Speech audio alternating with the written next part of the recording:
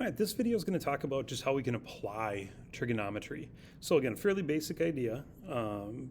Basically, if we can set up a triangle, we can take advantage of SOHCAHTOA. So Jacob's using a 75-foot long conveyor to put hay bales up for winter storage. The conveyor is tilted to an angle of elevation of 22 degrees. Now what we want to remember is angle of elevation is telling me elevate, it's going up from the horizontal. So if we kind of imagine, again, we've got our conveyor belt, we've got the ground level here, and again, we're going to figure out what height we're looking at here. What height can the hay be moved to? Well, I don't know X, I don't know the height, but I do know that, again, the conveyor belt is 75 feet long, and I know that my angle of elevation, my angle from the horizontal upward, right here, is going to be 22 degrees.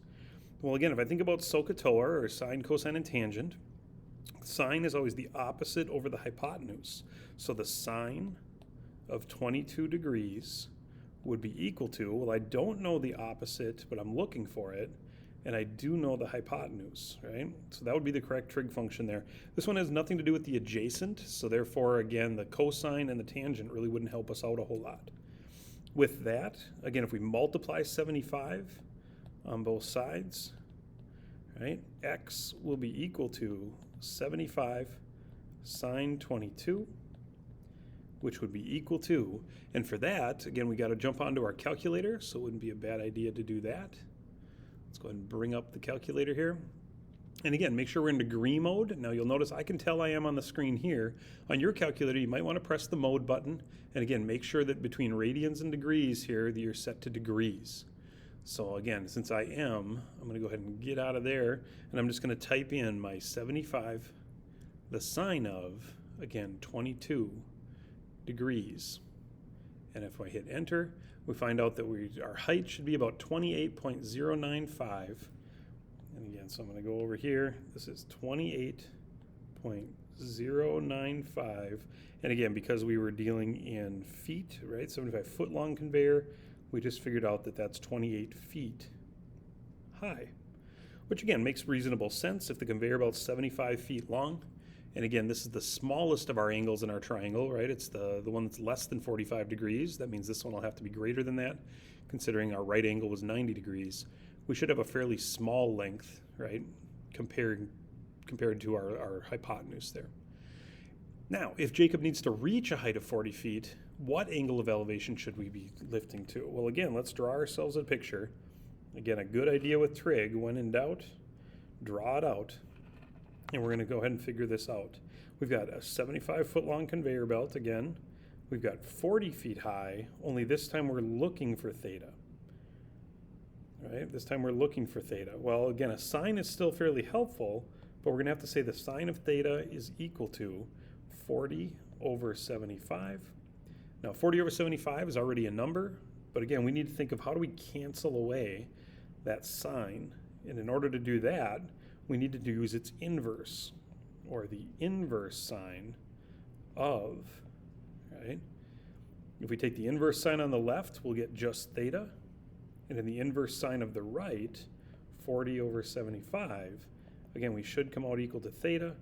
And if we hop onto our calculator again, our inverse buttons, remember, are just second sine. So again, we're going to say second the sine of, notice sine to the -1, right, inverse, 40 divided by 75. Again, we always want to make sure that number we're typing into an inverse sine is less than 1, which 40 over 75 is less than 1. It should give us back an answer. Now, because we're in degree mode again, that answer is now in degrees. So 32.23 looks like rounds to a 1. 32.231 degrees. We want to make sure we label that, because if we're looking for an angle, anything unlabeled essentially we think is in radians. So we got to make sure we label our degrees, so we're super comfortable knowing exactly what angle measurement that is. Finally, how long will it take to adjust the conveyor if it can only move 2 degrees per minute?